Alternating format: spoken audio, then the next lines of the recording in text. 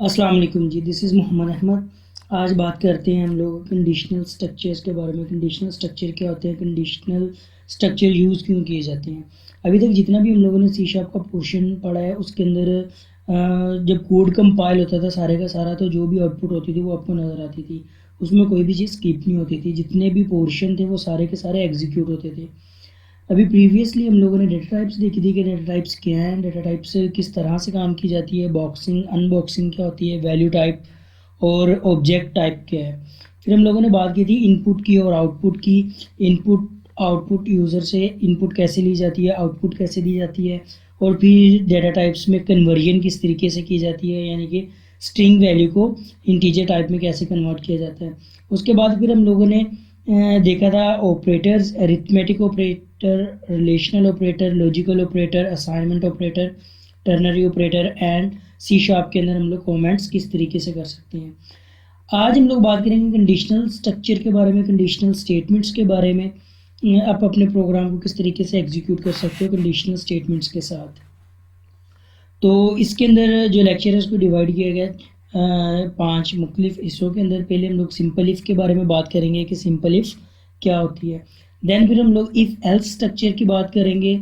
उसके बाद if else if या मल्टी वे इफ़ स्टेटमेंट को डिस्कस करेंगे। देन नेस्टेड इफ़ स्टेटमेंट की बात करेंगे। उसके बाद फिर इसके पैरेलल जो काम चलता है स्विच स्टेटमेंट का, उसको देखेंगे।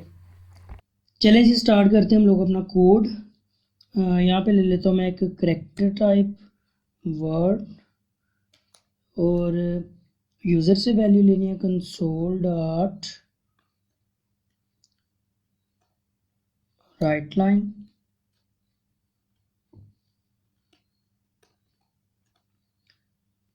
प्लीज इंटर एनी करेक्टर, और एंड किया। और यूज़र से वैल्यू लेनी है किसके अंदर, वर्ड के अंदर।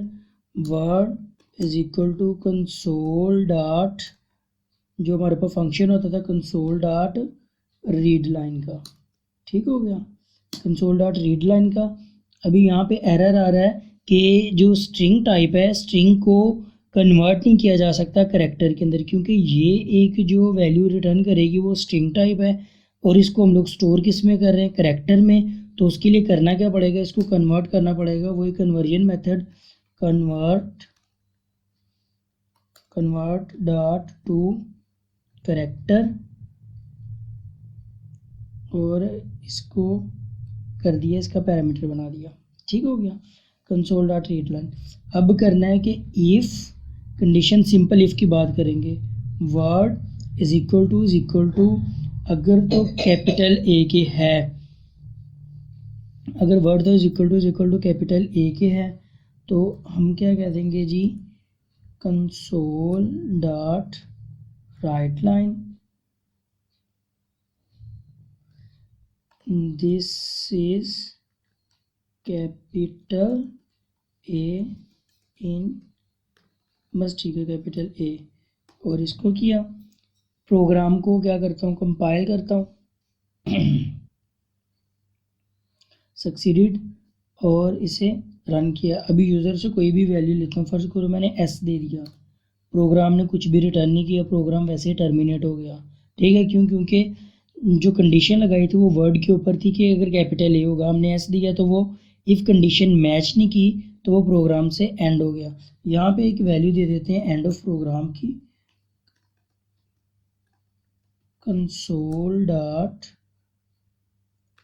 राइट लाइन, और यहाँ पे दे देते हैं जी इसको एंड ऑफ प्रोग्राम। दोबारा से इसको मैंने किया रन, मैंने दे दिया इस बार स्मॉल ए, प्रोग्राम फिर टर्मिनेट हो गया, लेकिन अभी यूज़र ने स्टे नहीं किया, तो मैं दे देता हूँ यहाँ पे console dot read line, read console dot read line, ताकि जब यूज़र कोई इनपुट दे देन जाके प्रोग्राम क्या हो, टर्मिनेट हो। मैंने दे दिया एस, तो एंड ऑफ प्रोग्राम हो गया। नहीं चला काम। अभी दोबारा क्या करता हूँ, इसको रन करता हूँ और इसे दे देता हूँ कैपिटल ए। तो this is capital A, mean to say कि जहाँ पर एग्जैक्ट मैच हो रहा है वहाँ पर तो ये कंसोल डॉट राइट लाइन वाली स्टेटमेंट जो है एग्जीक्यूट होती है। सिंपल इफ़ में ये प्रॉब्लम है कि अगर तो कंडीशन मैच हो जाती है तो इफ़ का जो पोर्शन है या जो इफ़ का ब्लॉक है वो क्या करता है, एग्जीक्यूट करता है, ठीक है। लेकिन अगर तो कंडीशन मैच नहीं होती तो इफ़ के पोर्शन को स्किप करता हुआ प्रोग्राम जो दूसरा है वो चला देता है, कोई भी अथेंटिकेशन नहीं आती। हम लोग चाहते हैं कि अगर कंडीशन फॉल्स भी हो देन भी सिस्टम क्या करे, कोई वैल्यू रिटर्न करे। तो यहाँ पे लिख देते हैं एल्स का पोर्शन कि अगर इफ़ के अंदर जो वैल्यू है वो नहीं चलती, console dot write line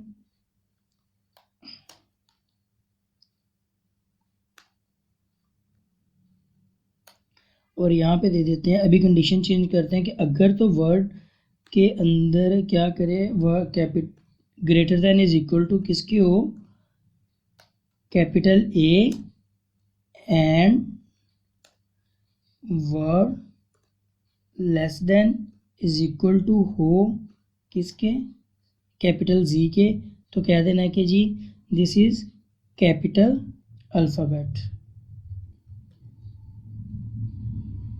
capital alphabet. और यहाँ पे कर देते हैं अदर देन अल्फ़ाबेट। कंपाइल किया प्रोग्राम को, देखते हैं अभी डी दे अदर देन अल्फ़ाबेट्स, क्योंकि हम लोगों ने जो इफ़ के अंदर कंडीशन दी है वो कैपिटल्स के लिए दी है। दोबारा इसको रन करके देखते हैं, अभी मैं कैपिटल डी देता हूँ तो वो कहता है जी this is alphabets. That's mean कि ये क्या करेगा, कैपिटल ए से लेके कैपिटल जी तक जितना भी होगा उसको देखेगा, कैपिटल ए से लेके कैपिटल जी तक जो भी होगी। अब हम लोग कह देते हैं या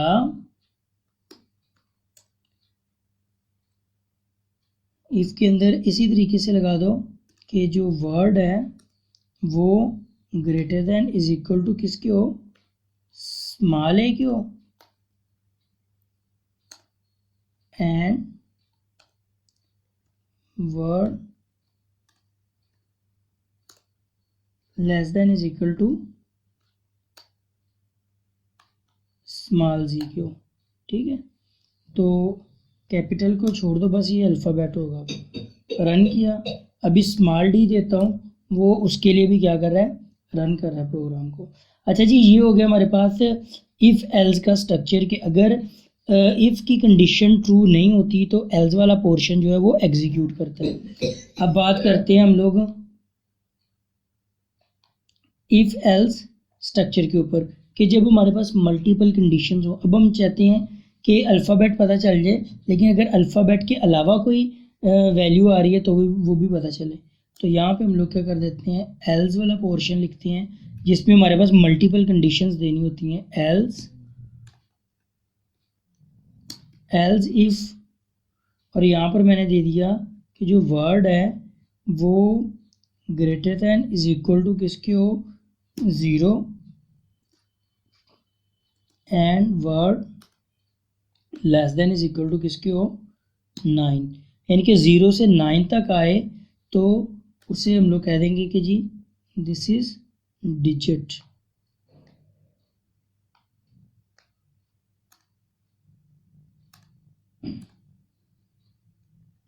कंसोल डॉट राइट लाइन, और यहाँ पे मैंने दे दिया जी स्टेटमेंट दिस इज डिजिट। और तीन ही तरह से आप लोगों के जो कीबोर्ड है वहाँ पे तीन ही तरह की चीज़ें होती हैं, या तो अल्फ़ाबेट्स होती हैं, या डिजिट्स होते हैं, या स्पेशल करैक्टर्स होते हैं। तो यहाँ पे मैं अब दे देता हूँ स्पेशल करैक्टर, ठीक हो गया जी। प्रोग्राम को रन करते हैं। अब यहाँ पे दे दिया मैंने वाई स्मॉल में, तो वो कह रहा है कि जी this is alphabet. Program end हो गया। फिर इसको रन करता हूँ तो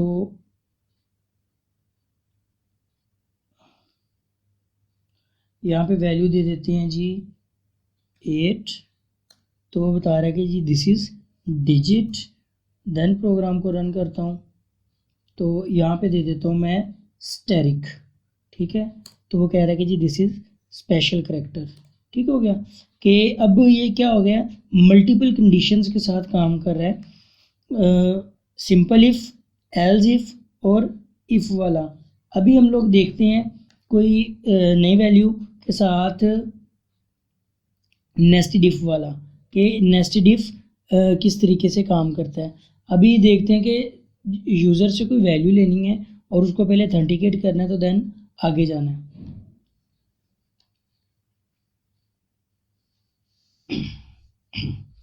इसी को देखते हैं, इसी के अंदर नेस्टेड इफ एल्स वगैरह कर लेते हैं। इस प्रोग्राम को मैं यहाँ पे क्या करता हूँ, कमेंट करता हूँ Ctrl+C, कि अगर तो यूज़र ने कोई वर्ड दिया है जो ए से लेके जी तक है, या कैपिटल ए से लेके जी तक है, या स्मॉल ए से लेके जी तक है, तो उसके अंदर वो क्या करे, बजाय डायरेक्टली दिस इज़ अल्फ़ाबेट, अब वो बताए कि जी ये कैपिटल ए है या स्मॉल ए बी सी में है या कैपिटल ए बी सी में है।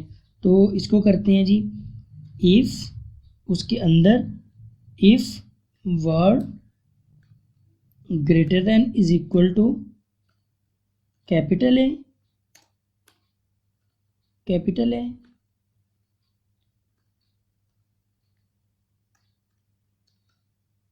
And word less than is equal to capital G. तो इससे कह देना कि जी दिस इज कैपिटल अल्फ़ाबेट, ठीक हो गया। इसको मैं दे देता हूँ, इसका स्ट्रक्चर दे देता हूँ मल्टीपल लाइंस के लिए। वैसे इसे यूज़ करते रिकमेंडेड यही होता है कि आप यूज़ करते जाओ साथ ही। एल्स के पोर्शन में क्या होगा, वो ये सारे को पकड़ा, console.writeLine वाले को Ctrl+C किया और यहाँ पर मैंने क्या किया, इसको Ctrl+V कर दिया। अब ये क्या आ जाएगा, स्मॉल अल्फ़ाबेट, ठीक हो गया। अगर तो यूज़र ने जो वैल्यू दी है वो इसमें से है, ठीक है, तो इसमें चेक करेगा कि ये कैपिटल है या स्मॉल है, ठीक है। और ये वैल्यू इसको इसी तरीके से रख देते हैं, Ctrl+K+U स्टार्ट कर दिया, ठीक हो गया। तो ये नेस्टेड इफ एल्स होगी हमारे पास किया, और इसको प्रोग्राम को रन किया। अभी देखते हैं कि यहाँ पर देते हैं हम लोग कैपिटल एस दिया, तो दिस इज़ कैपिटल अल्फ़ाबेट। अभी यहाँ पे स्मॉल जी दे के देखता हूँ, तो दिस इज़ स्मॉल अल्फ़ाबेट, ठीक हो गया। और फिर इसी को रन करके हम लोग देखते हैं, कोई मैं डिजिट दे के देखता हूँ 7 तक, तो ये क्या जी दिस इज़ डिजिट। और इसी को अगर मैं कोई स्पेशल करेक्टर दे के देखता हूँ, जिस तरीके से $, तो वो कह रहा है कि जी this is special character. Clear, यहाँ तक स्ट्रक्चर हमारे पास इफ़ का, नेस्टेड इफ़ का और इफ एल्स स्ट्रक्चर सारे का सारा कंप्लीट हो गया। अब इसके साथ हमारे पास जो अगला स्ट्रक्चर आता है, that is called a switch statement, ठीक है, कि स्विच स्टेटमेंट किस तरीके से काम करती है। अभी इस सारे को मैं क्या करता हूँ, कमेंट कर देता हूँ, Ctrl+C, इसको सारे को कमेंट किया और यहाँ पर यूज़र से वैल्यू ली और यहाँ पर दे दिया स्विच स्टेटमेंट दे दी कि यहाँ पे क्या करे, कंपैरिजन करे वर्ड के साथ, ठीक है। और ये मैंने स्विच का ब्लॉक बना दिया। स्विच के ब्लॉक के अंदर स्विच काम करती है केसेस के साथ, जो इसका सिंटैक्स है वो यही है। तो मैं देता हूँ जी केस, अगर तो मेरे पास क्या है, कैपिटल ए है, वही वाला जो प्रोग्राम है वो रन करके देखते हैं। तो यहाँ पे क्या आएगी, console.writeLine, और ये दे दिया जी this is capital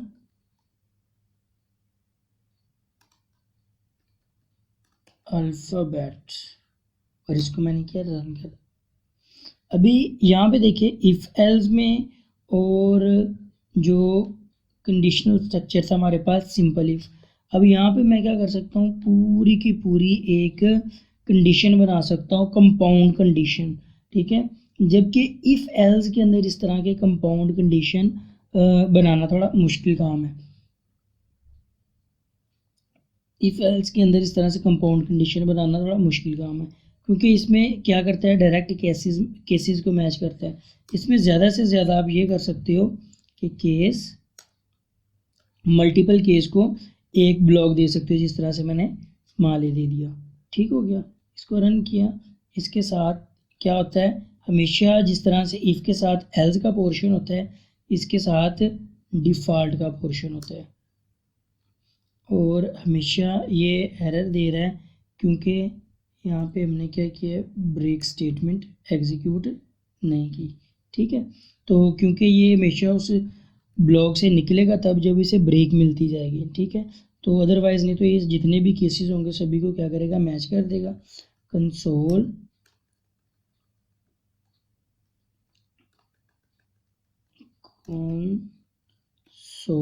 dot write line, और यहाँ पे दे दिया जी other than alphabet.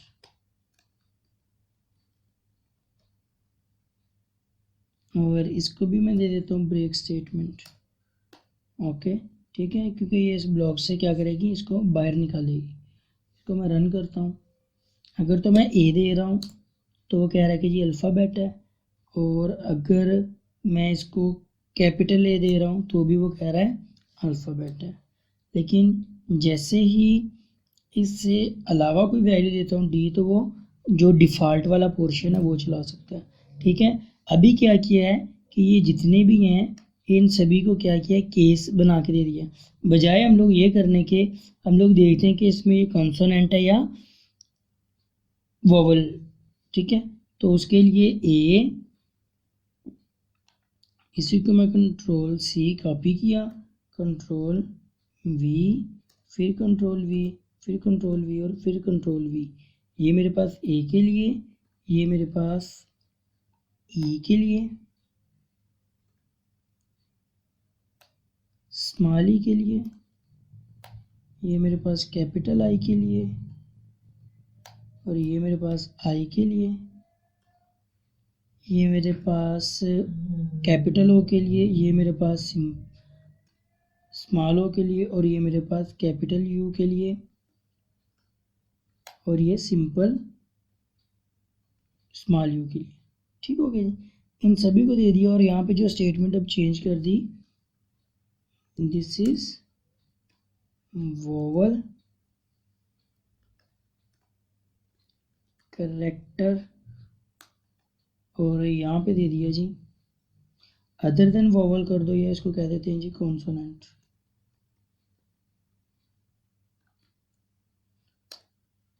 Consonant character, मिल किया, रन किया, और इसको स्टार्ट किया। अभी मैं कोई भी दे देता हूँ तो वो कह रहा है जी कॉन्सोनेंट करेक्टर है, और अगर इसको मैं दे देता हूँ जिस तरह से कैपिटल आई, तो वो दिस इज वोवल। क्या कर सकते हैं, ये जितने भी हैं सिंपल स्विच के अंदर केस को इस तरीके से आप लोग केसेस बना के दे सकते हो, जिधर इसको केस मैच करेगा वहीं पे ये क्या करेगा, एग्जीक्यूट करेगा। अब स्विच स्टेटमेंट के साथ क्या है कि ये एग्जैक्ट मैचिंग के साथ क्या करता है, काम करता है। अब इसमें आप लोग क्या कर सकते हो, कोई जिस तरह स्टार्टिंग पोजीशन और एंडिंग पोजीशन दे के पूरी वैल्यू ले लो, इस तरह से आप लोग स्विच के अंदर काम नहीं कर सकते। ये स्विच की लिमिटेशन है। जिस तरह से इफ़ के अंदर किया था कि हम लोगों ने इसको स्टार्टिंग पोजीशन दे दी और ये इसकी एंडिंग पोजीशन दे दी, ठीक है। ये सिंपल स्टेटमेंट थी, फिर इसको कंपाउंड स्टेटमेंट में चेंज कर दिया कि दो तरह की कंडीशंस इसको दे दी, ठीक है, स्मॉल के लिए और कैपिटल के लिए। जबकि यहाँ पर वही काम करना थोड़ा डिफ़िकल्ट है, ठीक है। इसमें आपका कोड क्या होता है, लेंथी हो जाता है, और इसमें आपको ज़्यादा अगर चेंजेस करनी पड़े तो मुश्किल होती है, क्योंकि हर केस को क्या करना पड़ेगा, जाकर चेंज करना पड़ेगा। और चाहो तो इसमें आप लोग मल्टीपल केसेस भी ले सकते हो। अभी जिस तरीके से ये एक प्रोग्राम है जो हम लोगों ने इफ एल्स के अंदर किया है, नेस्टेड इफ के अंदर कर दिया कि जी यूज़र से कोई भी वैल्यू लो और वो बताओ, यूज़र से कोई भी कैरेक्टर पकड़ो और बताओ कि ये क्या है, कैपिटल है, स्मॉल है, डिजिट है या स्पेशल कैरेक्टर है। अगर वही काम हम लोग स्विच स्टेटमेंट में करने लगेंगे तो स्विच स्टेटमेंट में करने में हमें प्रॉब्लम होगी। ठीक है, स्विच स्टेटमेंट हम लोग तब यूज़ करते हैं जब हमारे पास लिमिटेड केसेस हों। ठीक है, जब नंबर ऑफ़ केसेस हमारे पास क्या हो, कम हो, और जो कंडीशन जिनकी बेसिस के ऊपर कंपैरिजन किया जा रहा है वो भी लिमिटेड हो। और इसकी जो स्विच स्टेटमेंट की जो इसका स्ट्रक्चर है, यहाँ पे जो वैल्यूज़ देते हैं तो वहाँ पे भी आप लोग क्या कर सकते हो, कोई कंडीशन दे नहीं सकते हो। ठीक है, तो स्विच की ये लिमिटेशन है, जबकि इफ़ एल्स स्ट्रक्चर की जो यूज़ है वो स्विच स्टेटमेंट से कहीं बेहतरीन है। तो यहाँ तक अगर किसी चीज़ की समझ नहीं आई, कोई प्रॉब्लम हुई है तो आप लोग कमेंट सेक्शन के अंदर पूछ सकते हैं। तब तक के लिए अल्लाह हाफिज़।